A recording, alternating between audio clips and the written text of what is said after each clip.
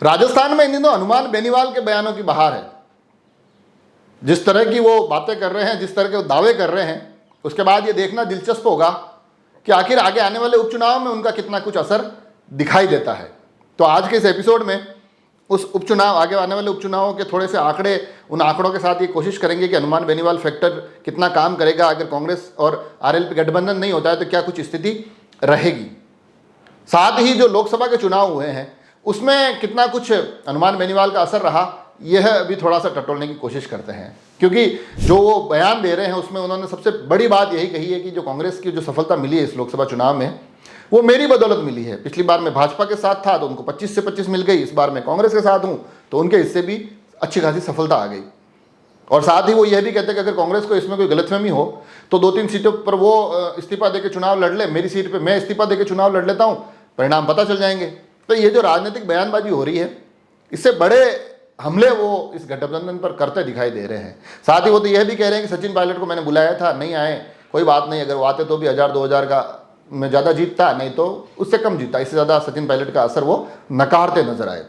तो कुल मिलाकर वो मजे हुए राजनेता है, जब बोलते हैं तो उस बात के कुछ न कुछ मतलब निकलते हैं।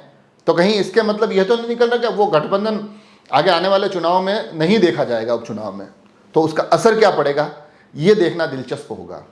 सबसे पहले तो लोकसभा का बताता हूँ। लोकसभा में उन्होंने कहा है कि मैं जहाँ मतलब मेरा बहुत ज़्यादा असर रहा, मगर आंकड़े थोड़ी सी अलग कहानी कहते हैं।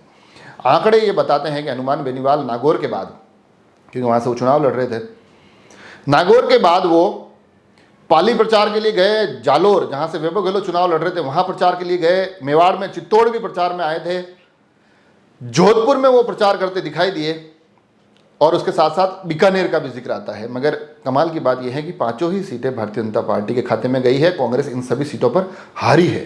तो अगर हारी है तो फिर उनका असर कितना कुछ रहा, ये कैसे टटोला जाए या आकलन कैसे किया जाए, या उन्होंने कैसे इसका आकलन या परिणाम निकाल दिया, निष्कर्ष निकाल दिया, ये मजे की बात है। क्योंकि इन 5 ही सीटों पर कांग्रेस हारी है। तो अगर हनुमान बेनीवाल गए तो जीतनी चाहिए थी, मगर ऐसा कुछ हुआ नहीं। और उसमें से भी पाली, जोधपुर, जालोर, ये 3 सीटें तो कम से कम ऐसी है जहां वो राजनीति का केंद्र है, उनका प्रभाव इन क्षेत्रों में माना जाता है, मगर वहां पर भी कांग्रेस के हिस्से कुछ खास आया नहीं। तो ऐसी स्थिति में ये देख बड़ी मजेदार स्थिति हो गई कि वो कहे तो कुछ अलग रहे, और जबकि बाड़मेर के लिए उन्होंने मना कर दिया कि जहां मेरा मन नहीं होता है मैं नहीं जाता हूं, और बाड़मेर से उम्मीदवार बेनीवाल कांग्रेस के टिकट पर चुनाव जीत गए। तो लोकसभा के प्रभाव को तो इन परिणामों से समझा जा सकता है। अब आगे आने वाले उपचुनाव परिणाम में क्या कुछ स्थिति इनके इस गठबंधन से रहने वाली है। तो 5 सीटों पर उपचुनाव है, जिसमें एक 84 सीट होती है जहां से राजकुमार रोत ने इस्तीफा दिया। उसके बाद बाकी की सीटें झुंझुनू, दौसा, देवली, उनियारा और खींवसर है। भारत आदिवासी पार्टी ने चुनाव जीता था 84 में, उस सीट को अभी भी आप छोड़ दीजिए, वहां हनुमान बेनीवाल के किसी भी प्रभाव की कोई बात की ही नहीं जा सकती है। वहां जो सबसे बड़ा सुपरस्टार है वो राजकुमार रोत हैं, तो आगे आने वाले समय में भी उनका प्रभाव देखा जा सकता है। लड़ाई होगी तो भी वो भाजपा, कांग्रेस और बीएपी के बीच में रहेगी। आरएलपी जैसी स्थिति वहां देखी ही नहीं जा सकती है। तो बाकी की 4 सीटों पर बात करते हैं, और बाकी की 4 सीटों में 2023 के जो विधानसभा के परिणाम थे उनको आधार बनाया जाए तो ना तो झुंझुनू में हनुमान बेनीवाल की पार्टी का कोई ज़्यादा प्रभाव देखने को मिला, और ना ही उनका जो गठबंधन भी था चंद्रशेखर के साथ, ना ही दौसा में कोई ज़्यादा प्रभाव देखने को मिला। तो कुल मिलाकर ये तो आप मान के चलिए कि इन 2 सीटों पर तो ऐसा मोटा मोटी हो सकता है कि हनुमान बेनीवाल की नाराजगी का ज़्यादा कोई असर ना दिखाई दे। उसके बाद सीटें बचती है 2, एक खींवसर जहाँ से हनुमान बेनीवाल खुद चुनाव लड़े थे, और दूसरी आती है देवली, उनियारा। देवली, उनियारा पर हरीशचंद्र मीणा कांग्रेस से चुनाव जीते थे। उन्होंने विजय सिंह बेसला को हराया जो कि किरोड़ी सिंह बेसला के पुत्र हैं। वहाँ पर हार जीत का जो अंतर था वो 20,000 वोटों का था। कांग्रेस 20,000 वोटों से जीती थी, भारतीय जनता पार्टी 20,000 वोटों से हारी थी। मगर वहाँ जो तीसरे नंबर पर रही वो हनुमान बेनीवाल की पार्टी थी, और उन्होंने, उनके जो कैंडिडेट है विक्रम सिंह, उन्होंने तकरीबन 20,000 वोट वहाँ प्राप्त किए। तो ऐसी स्थिति में देवली, उनियारा को माना जा सकता है कि अगर हनुमान बेनीवाल भारतीय जनता पार्टी के पक्ष में रहते हैं, कांग्रेस से नाराज रहते हैं, गठबंधन तोड़ के जाते हैं, तो शायद कहीं ना कहीं भाजपा को वहाँ फायदा हो सकता है। ये एक स्थिति देखी जा सकती है। अगर वो भाजपा के पक्ष में जाते हैं तो कांग्रेस से नाराज होकर, तो ये एक स्थिति समझी जा सकती है कि शायद आने वाले समय में हो सकता है कि ये एक सीट ऐसी थी जो परिणामों को प्रभावित कर सकती है।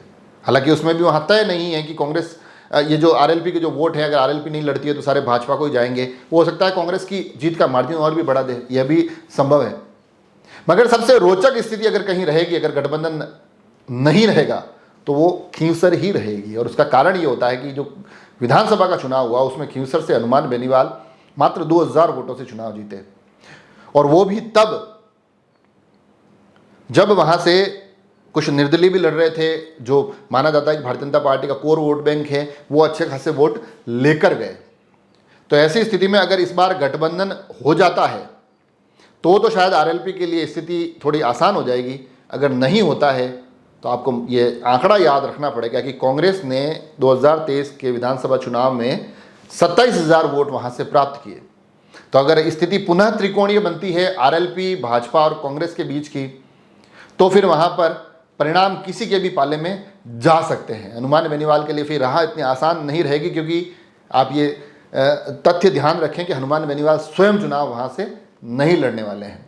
तो उनकी जगह कोई दूसरा चेहरा आएगा तो ये मान के चलिए कि फिर इतना आसान नहीं रहता है दूसरे चेहरे के साथ जीत पाना। हालांकि ये पूर्व में काफ़ी बार वो ये कर चुके हैं, मगर इस बार उनकी खुद की जीत का मार्जिन बड़ा ही कम था। तो ऐसी स्थिति में ये दबाव की राजनीति चल रही है बयानों के माध्यम से, या बयानों के माध्यम से वो इस गठबंधन में अपने आप को थोड़ा सा एक बढ़त दिलाने की मूड में दिखाई देते हैं।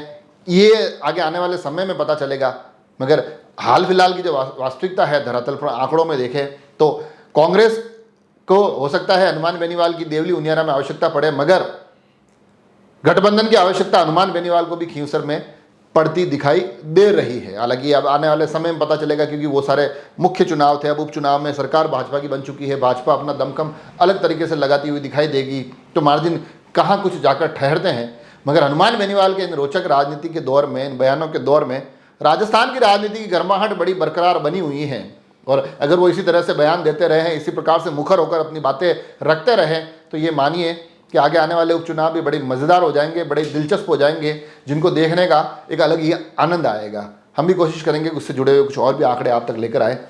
जुड़े रहें राजसमंद एक्सप्रेस से। धन्यवाद।